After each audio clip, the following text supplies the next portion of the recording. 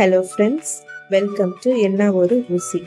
இன்னைக்கு என்ன ஒரு ருசியில் கிர்னி பழம் ஜூஸ் எப்படி டேஸ்டியாக பண்ணுறதுன்னு பார்க்கலாம். இந்த கிர்னி பழம் ரொம்ப ஹெல்தியானது. இந்த சம்மருக்கு இது ஒரு பர்ஃபெக்ட் ஜூஸ். ஃபஸ்ட்டு ஒரு கிர்னி பழம் எடுத்துக்கலாம். இதை நம்ம ரெண்டாக கட் பண்ணிக்கோங்க.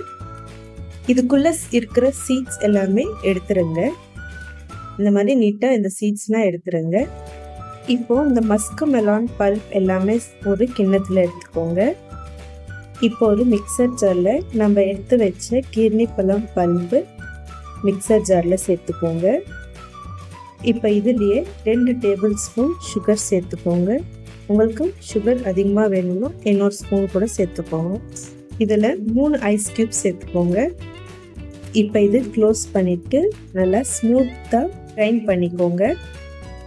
இந்த அளவுக்கு நல்லா ஸ்மூத்தாக கிரைண்ட் பண்ணிக்கோங்க. இப்போ இது ஒரு கிளாஸில் சர்வ் பண்ணிக்கலாம். அவ்வளோதாங்க, முடிஞ்சிச்சு.